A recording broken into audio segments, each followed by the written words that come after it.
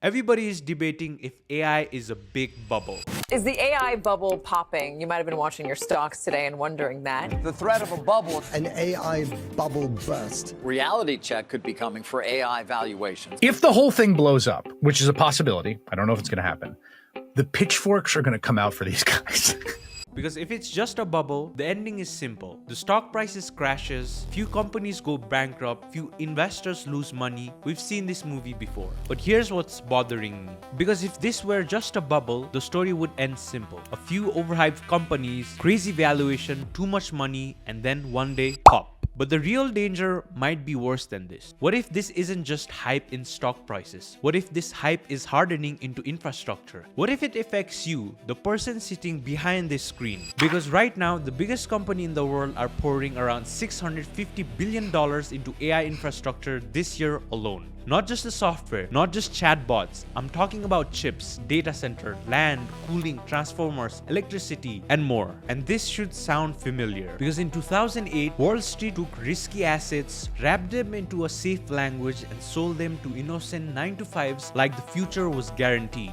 Today, the asset isn't housing. It's AI. No, I'm not saying ChatGPT is your subprime mortgage. I'm saying the logic forming around AI is starting to rhyme with the logic that broke things in 2008. Same game, new bait.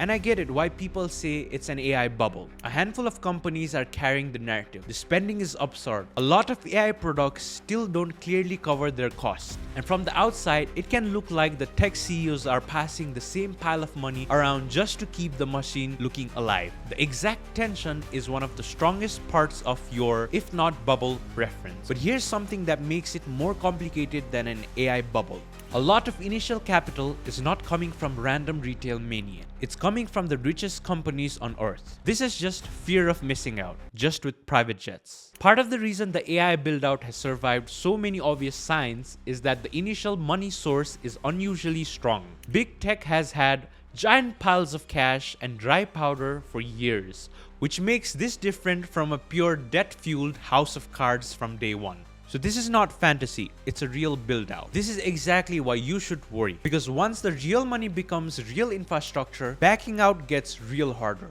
If someone bets millions of dollars on a stock and the stock tanks, they lose money. That's bad, but it's contained. But if someone bets hundreds of million dollars in half-finished buildings, signs long-term loans, locks in power deals, and pour concrete into the ground, you don't just have bad trade here. You have a structure that looks too expensive to finish and too expensive to abandon. That's why this story is more dangerous than a normal bubble headline. This isn't a chart, it's a construction site where the general public is slaving, of course.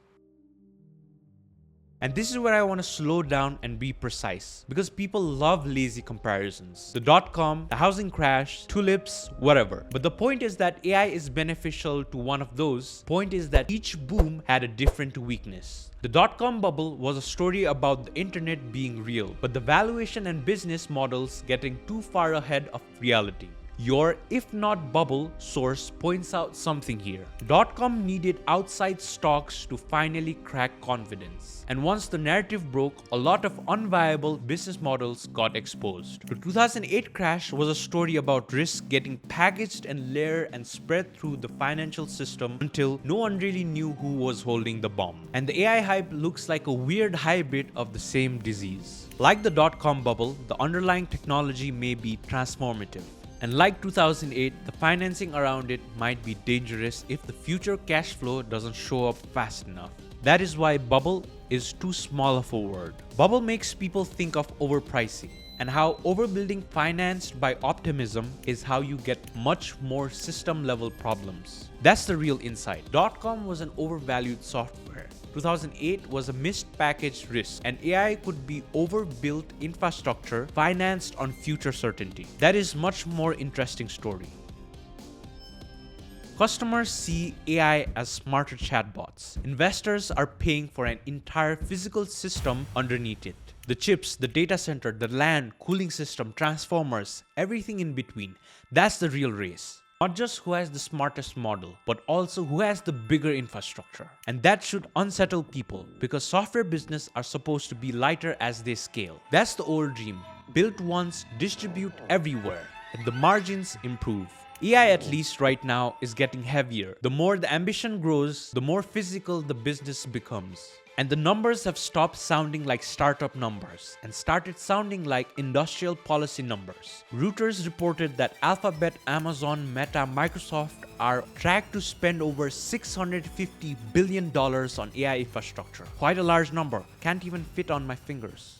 Reuters breaking views citing Morgan Stanley and global data centers investment could hit around $2.9 trillion through 2028. Now that is not app money, that is empire money. Once the spending gets that large, the story has to keep justifying itself. Because when you spend at that scale, the question is no longer, is this a cool technology? The question becomes, will the economic return actually be big enough to justify what's physically built around it? And where the hype stops being entertaining and starts becoming dangerous. Here's the uncomfortable truth beneath all of this. What if AI is real, but not profitable enough, quickly enough to justify the financial stack being built around it? And that line matters. Because if the answer is yes, if AI does become the next electricity, the next internet, and the next everything, then maybe this all works. But if the answer is more slower than expected, then suddenly the economics looks different. Now you just don't have overly excited investors. You have lenders, power deals, and leases, construction commitments, specialized buildings that isn't easily turned into something else. The story gets heavier. Not because we're literally replaying the mortgage-backed securities line for line, because the pattern is back. People are treating the uncertain future demand as if it's basically inevitable. And when enough people make the assumption all at once, you create a system that becomes very hard to slow down. Now we're talking about the physical bottleneck, which turns this story from a tech story to an economic story. After more than a decade of flat growth, US power demands are climbing up to 1.7% annually since 2020, largely because of data centers. And in a high demand scenario, Texas wholesale prices in 2027 could be 79% higher than earlier projections.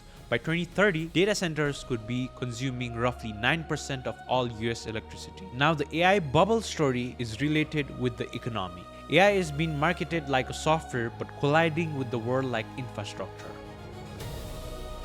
Moving on, everything I described, the spending, the debt, the power, the data center, all depends on advanced chips. And the AI chips are one of the most geopolitically exposed supply chains on Earth. No single country can reproduce the full cutting-edge semiconductors chain alone. Taiwan said moving even 40% of the chip capacity to the US is impossible. So if you think about the full chain, AI needs massive spending. Spending needs financing. Financing needs confidence. And confidence needs future revenue. Now that's not one risk, that's stacked risk.